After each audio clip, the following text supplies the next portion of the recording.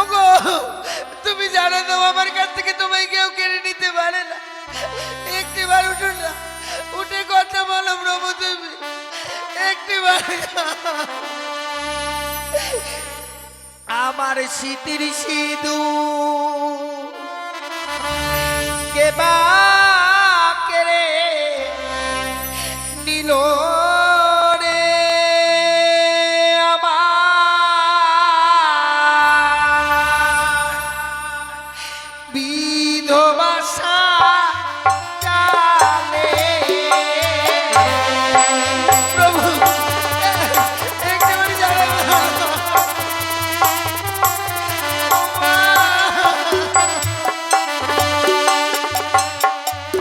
ওগো কে ডাকিবে উলা বলে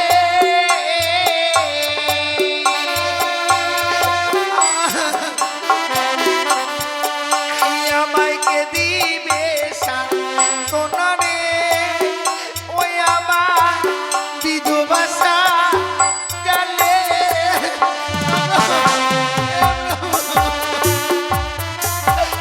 তুমি জানো না একটিবার।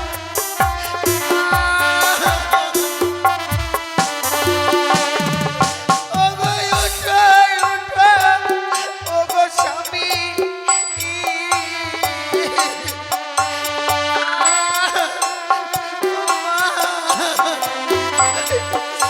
একবার উঠে কথা বলো গো ওই আমার বিধবা সাজালে।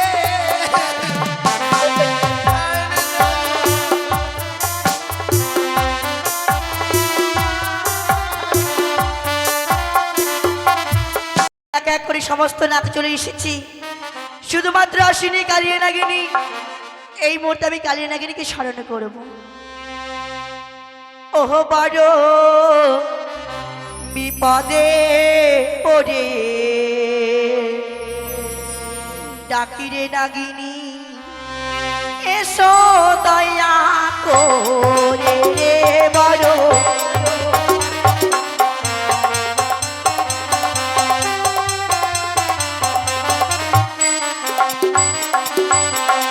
আরে কোথায় আছো ইয়োগি নাগিনী, এসো দয়া করে রে বড়।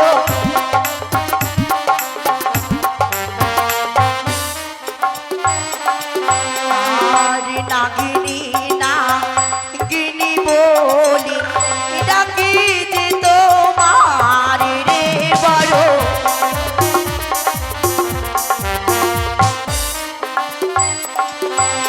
আর কোথায় আছো ইয়োরি নাগিনী, এসো দয়া করে রে বড়।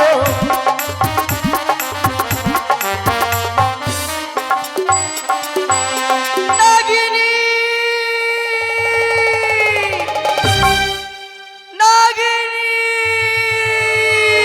কে কে যেন আজ মরে নাগিনী নাগিনী বলে করে স্মরণ? কার এত বড় স্পর্ধা? বুঝিয়াছি আমি, আমায় স্মরণ করতে পারে একমাত্র দেব ত্রিপুরারি, ইয়া ভিন্ন স্মরণ করতে পারে আমার মাতা বিশ্বহরি। ইয়া ভিন্ন যদি কেউ আমায় করে স্মরণ, তাকে আমি করিব ভক্ষ। তাই তো গতকাল করিয়াছি একাদশী, আজ রইয়াছি একাদশীর ব্রত পালন। তোমাকে দিয়ে করবো আমি একাদশীর ব্রত প্রাণ।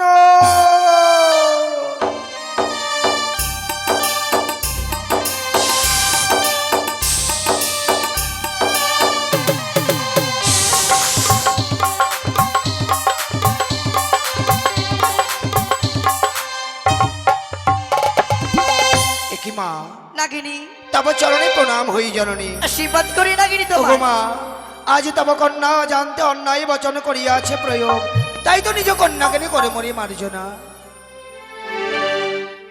নাগিনী মা, আজ তোমায় কেন স্মরণ করেছে জানো? কেন মা? আমি যে বিপদে পড়েছি। বলো মা, এমন কি বিপদে পড়ে কাল নাগিনীকে করেছো স্মরণ? আমি যে সত্যি আমার মনের কথা শুনতে চাও, তার আগে যে আমার সঙ্গে তোমায় দিন শোধন করতে হবে নাগিনী। মা, হ্যাঁ, একই কহিলে জননী, আজ একই কহিলে তুমি। তুমি হও মোর মাতা, আমি হই তব তনয়া।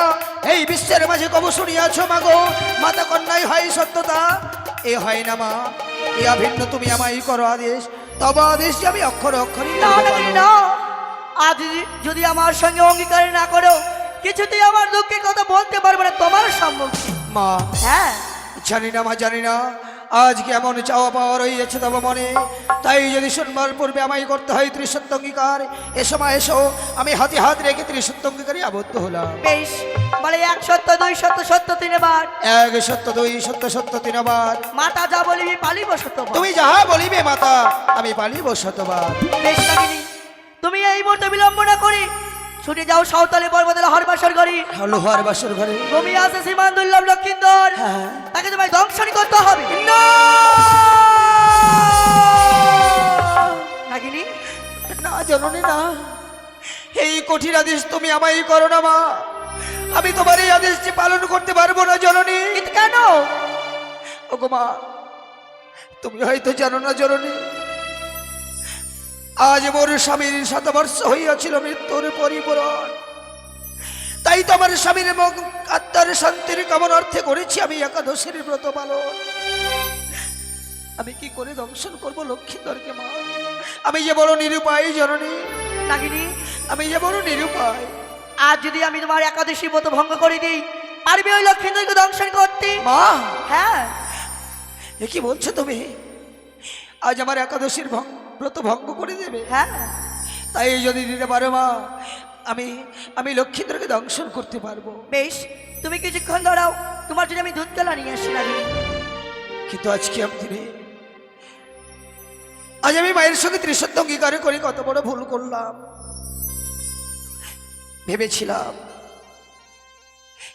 এই ব্রত পালন করলে আমার স্বামীর আত্মা মঙ্গল হবে, নাগিনী কিন্তু আজকের দিনে সমস্ত আশার ফল যেন মোর নিষ্ফল হয়ে গেল।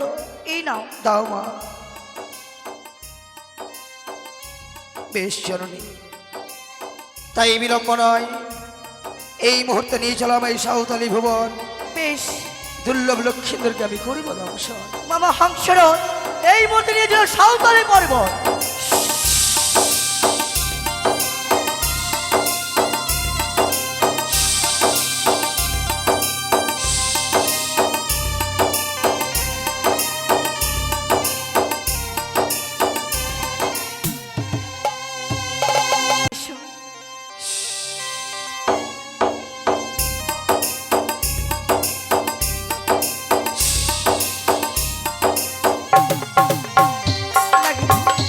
মা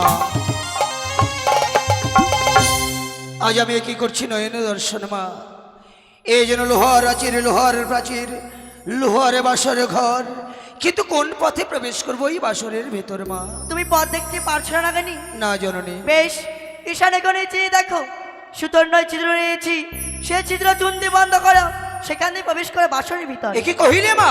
হ্যাঁ। যার নাখের নিঃশ্বাসে সাগর শুকায়, যার পুচ্ছের আঘাতে পাহাড় উড়ায়, আর এই বিশাল দেহ নিয়ে কিভাবে প্রবেশ করবো এই সুতোর সঞ্চার পথে মা? তুমি সত্যই বলেছো। বেশ, এই মুহূর্তে তুমি আমার নাম 3টি বার উচ্চারণ করো, দেখবে তোমার সর্বশরীর সুতন্নই পরিবর্তন হয়ে যাবে। বেশ, তাই যদি হয়ে থাকে মা, আমি এই মুহূর্তে তব নাম বদনে করবো উচ্চারণ, দেখি আমার বিশাল দেহ সুতোর সঞ্চার হয় কতক্ষণ। জয় জয় মা মনসা দেবীর জয়, জয় জয় মা পদ্মাবতীর জয়, জয় জয় মা বিশ্বহরীর জয়।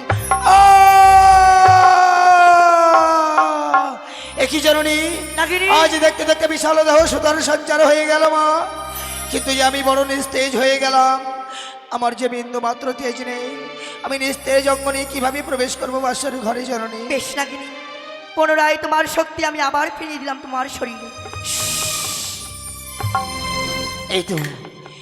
এই তো যেন আমি আবার পূর্বের নেই ফিরে পেলাম শক্তি, তাই তো বিড়ম্বনা করে অবিলম্বে ছড়িয়ে বৈশান করে বিষাক্ত নিঃশ্বাসের দ্বারা প্রকাশ করবো সেই পথ, প্রবেশ করবো এই বাসর ঘরে। কিন্তু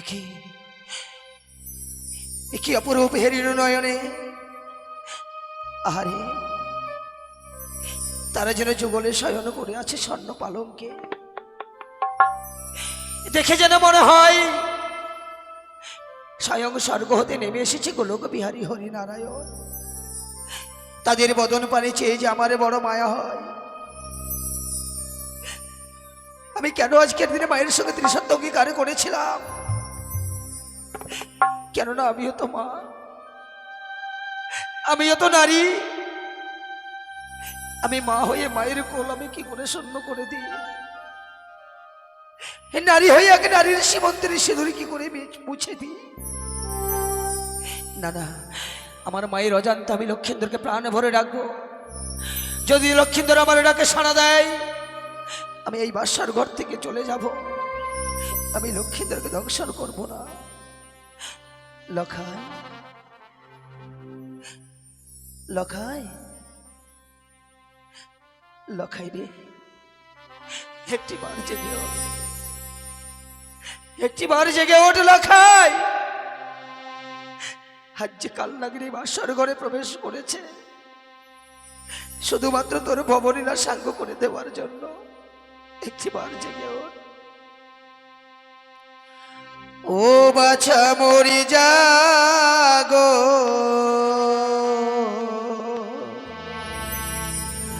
বাছা মরি জাগো রে,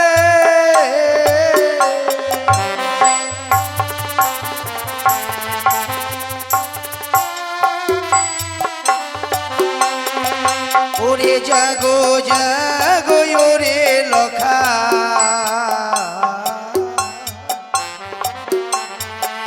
তুমি একবার সারা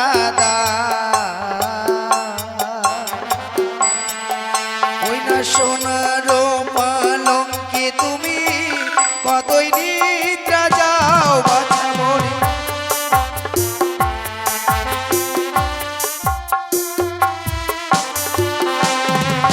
ওরে সপ্তম পুত্রের জননী আমি,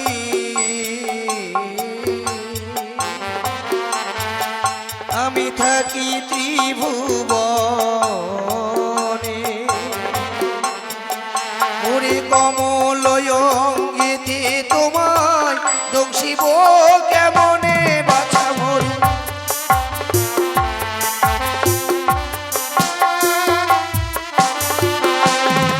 যেন কোকিল কুজন করে,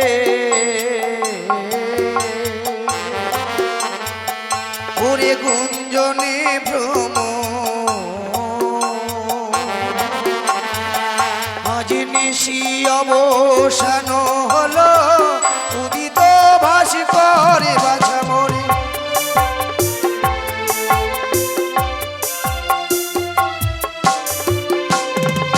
ওরে হায় রে দারুণ বিধি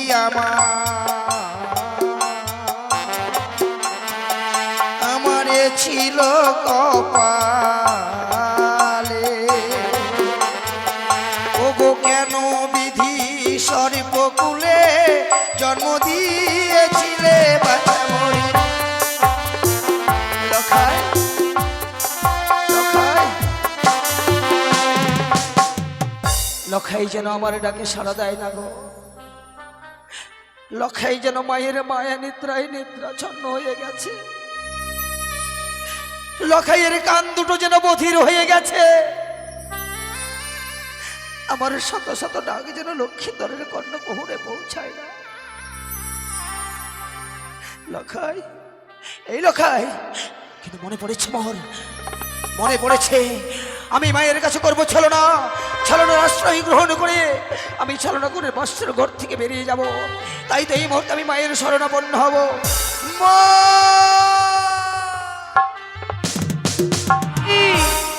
মা নাগিনী, ওগো জননী, আজ আমি লক্ষিন্দরকে দংশন করার জন্য প্রবেশ করেছি লৌহবাসর ঘরে। হ্যাঁ, কিন্তু এ কি করছি দর্শনে মা?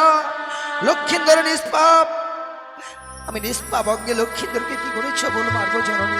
বেশ, তুমি তার আগে কোনো পাপ দেখতে পারছো না নাকি?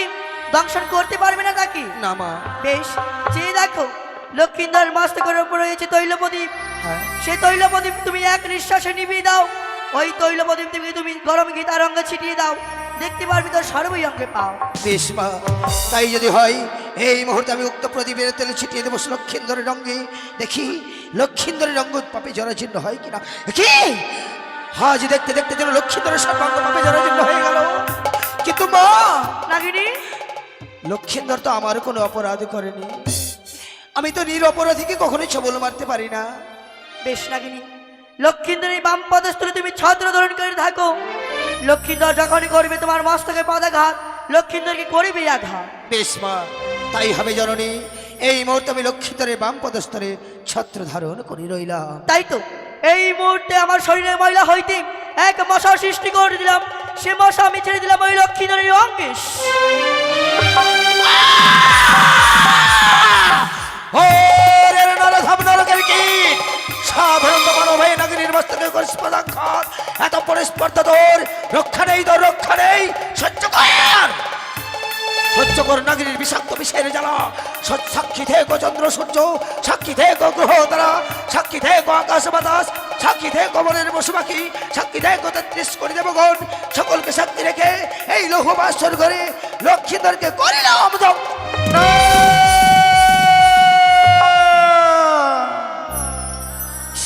সখী, আমাকে যেন কালনাগিনী দংশন করেছে। ওগো বেহুলা, একটিবার উঠে কথা বলো। দেখো দেখো, আমাকে দংশন করে যেন কালনাগিনী পালিয়ে চলে যাচ্ছে। একটিবার কথা বলো না।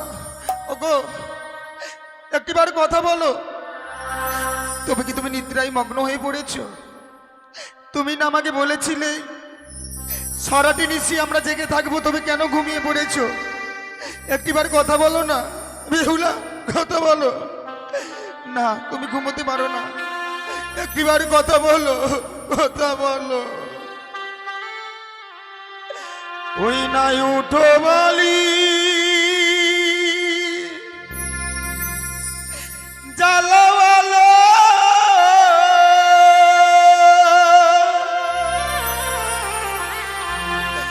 বিষয় অঙ্গ আমার হইল কালো।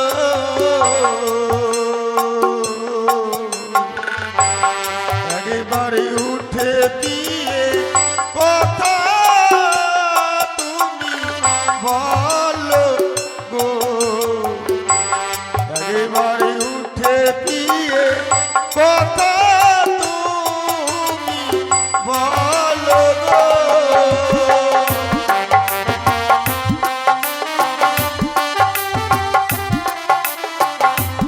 বেহুলা, একবার উঠে কথা বলো, কথা বলো। আমার আঙুল হইতে বিষ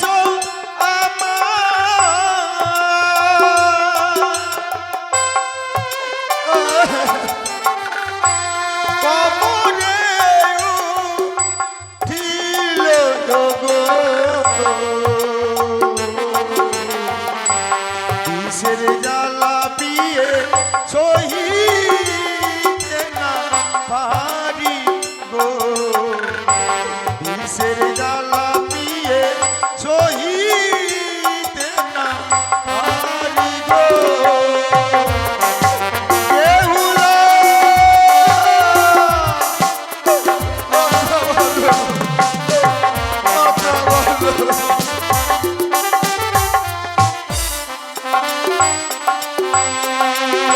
কমর হইতে বিষ পিয়ে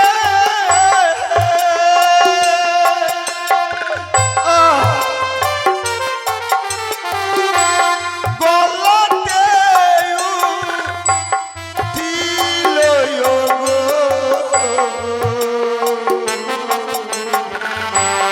বিষের জ্বালা পিয়ে সহিতে না পারি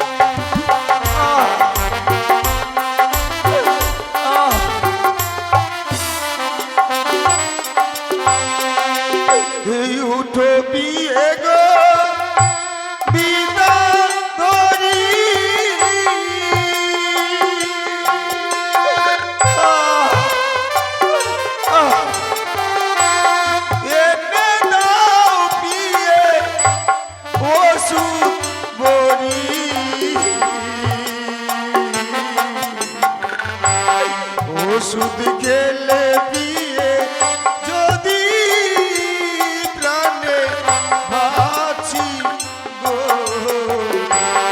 ওষুধ খেলে পিয়ে যদি প্রাণে বাঁচি গো।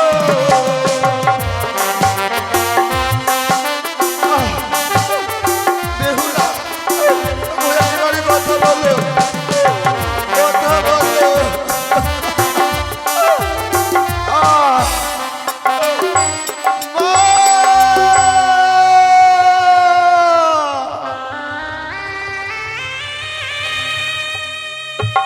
তাই তো আজ সাঁওতালি পর্বতে লোহার বাসর ঘরে লক্ষ্মীদের প্রাণে মারা গিয়েছে। আমি যদি বেহুলাকে আর সোনাগাকে না স্বপ্ন দিই, জানতে পারবি না লক্ষ্মীদের কি হয়েছে। তাই তো আমি সোনাকার চোখে দিয়েছিলাম মায়া নিদ্রা। এই মুহূর্তে সোনাকাকে স্বপ্ন দেব, ওরে ওরে সোনাকা, তুমি আর গভীর নিদ্রায় ঘুমিয়ে থেকো না, একটিবার জেগে ছুটে যাও সাঁওতালি পর্বতে লোহার বাসর ঘরে। তোমার লক্ষ্মীন্দরকে দংশন করেছে পদ্মার নাগি, ওইদিকে বেহুলা বাড়ি, তার চোখে দিয়েছিলাম আমি কালী নিদ্রা। ওরে বেহুলা, আজ তোকে বাসর ঘরে আমি বিধবা সাজিয়ে দিলাম, রাখতে পারলাম না তোর চোখের জলের দাম। আমি নারী হয়ে নারীর কষ্ট বুঝতে পারলাম না। ওরে বেহুলা, আজ তোর শিখের সিঁদুর আমি 6 মাস 6 দিনের জন্য মুছে দিলাম। বেহুলা, তুই কোনো চিন্তা করিস না, আমি সব সময় তোর পাশে আছি।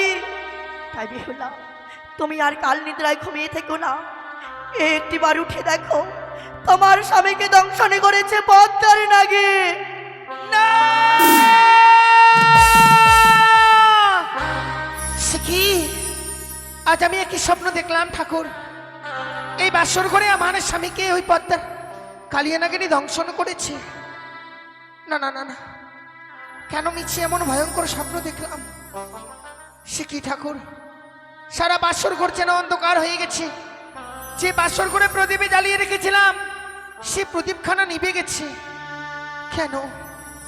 ওগো ওগো, তুমি কোথায় আছো? একটি বার দেখা দাও না। দেখো আমাদের এই বাসর ঘর যেন অন্ধকার হয়ে গেছে গো প্রভু। না না না, আমি এই মুহূর্তে এই বাসরের বাতিকে আবার জ্বালাবো।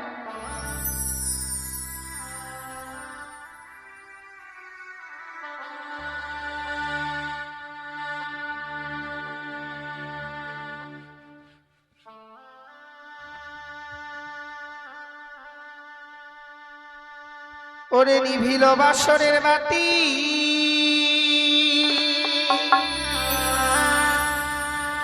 কে নিভায়ে দিল?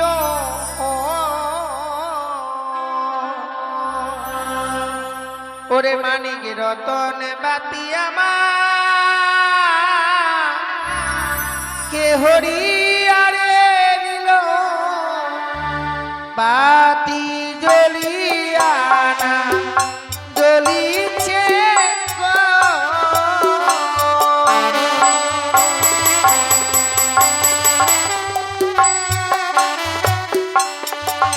ওরে বাও নাই বা তা শোনাই রে, নাই পবনের গতি।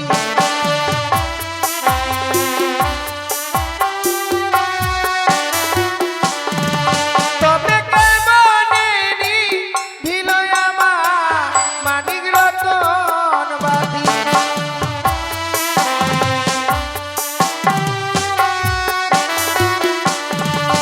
ওরে ঘিয়ের তেলে ভরা বাতি জলে সারা রাত্রি।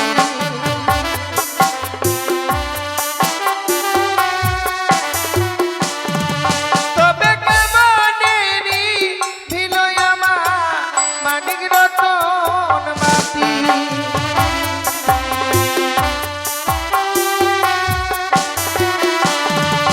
ওরে একবার যা লালা বাতি তবু না জানিল।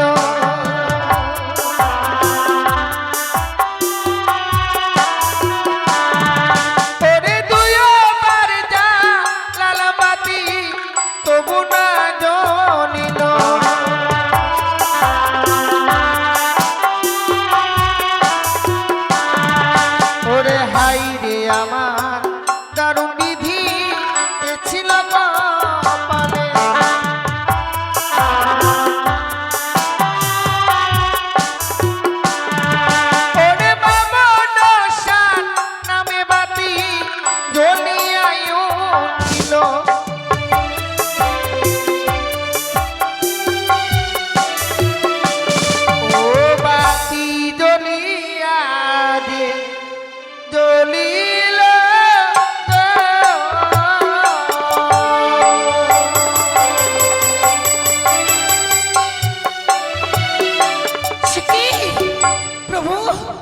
তুমি সেই বাসর ঘরের স্বর্ণ পালঙ্ক ছেড়ে ধুলার মধ্যে এসে পড়ে রয়েছো কেন?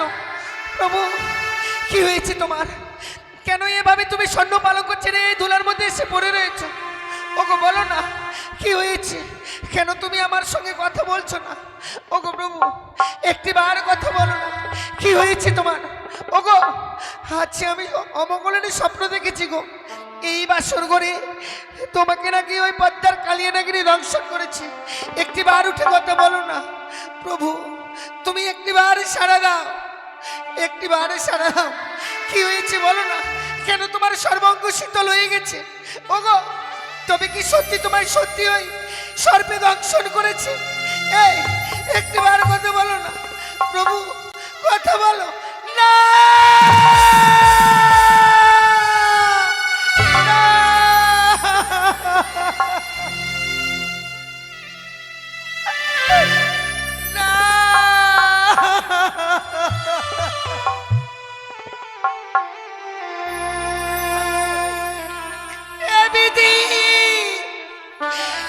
ঠাকুর, আমি তোমার কাছে কি অপরাধ করেছিলাম?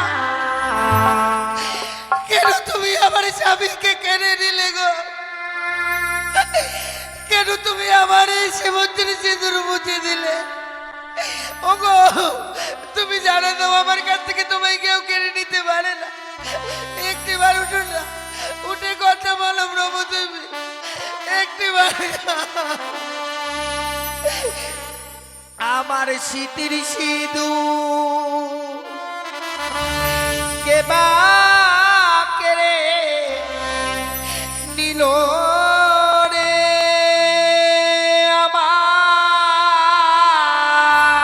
আমার বিধবা জানে। প্রভু, একেবারে জানে না।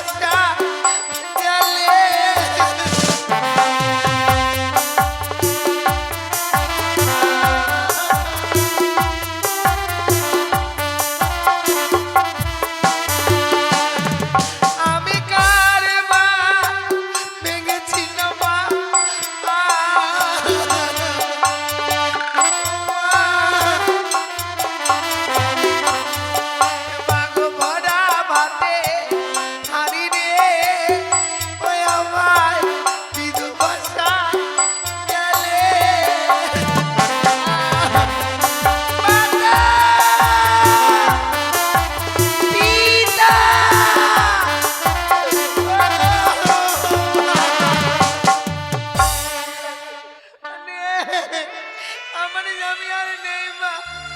পৃথিবীর সকল মায়া মমতা পরিত্যাগ করে চলে গেছে। আমার স্বামী মরে গেছে মা।